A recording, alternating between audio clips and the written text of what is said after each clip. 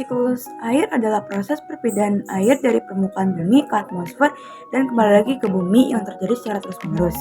Siklus ini melibatkan beberapa tahapan seperti koleksi atau pengumpulan air, evaporasi atau penguapan air, kondensasi atau pembentukan awan, dan terakhir ada presipitasi yang turunnya hujan.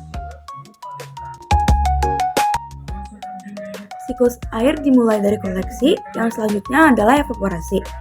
Proses selanjutnya adalah kondensasi dan presipitasi, lalu infiltrasi, dan berulang terus. Namun, ada juga tahap siklus air yang penguapannya dilakukan oleh makhluk hidup, yaitu transpirasi.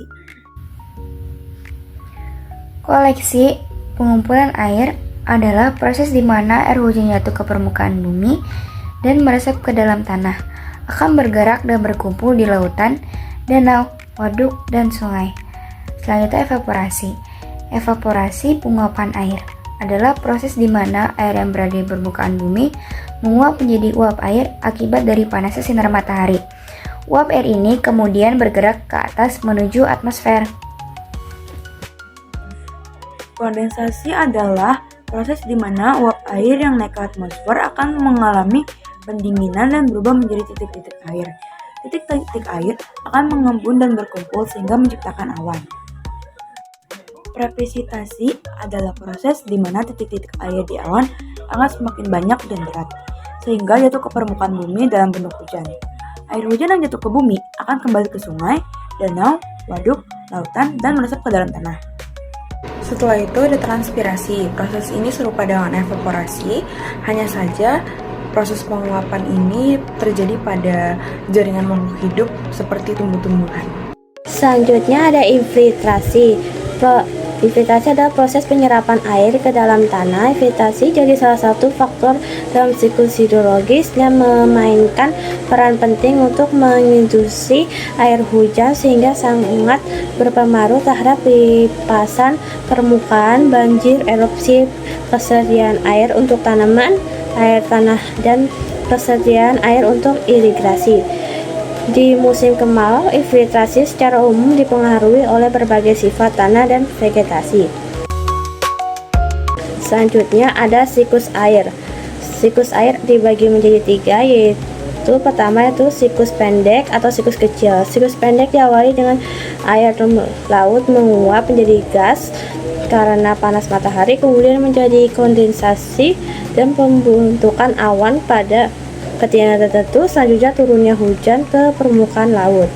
Kedua ada siklus sedang. Siklus sedang diawali dengan air laut menguap menjadi gas karena panas matahari, kemudian menjadi erupsi.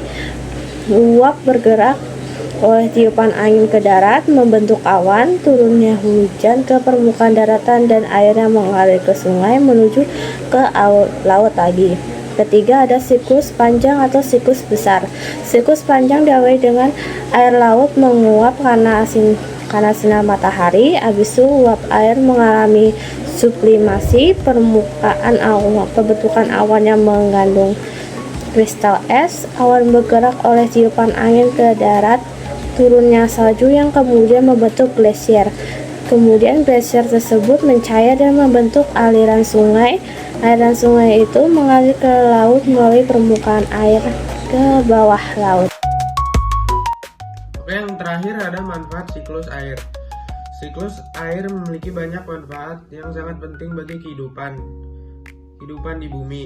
Berikut adalah beberapa manfaat siklus air. 1. Menjaga ketersediaan air di bumi. Siklus air memastikan air terus tersedia di bumi, baik di lautan, danau, waduk, sungai, maupun tanah. Yang kedua, ada mengisi sumber air tanah.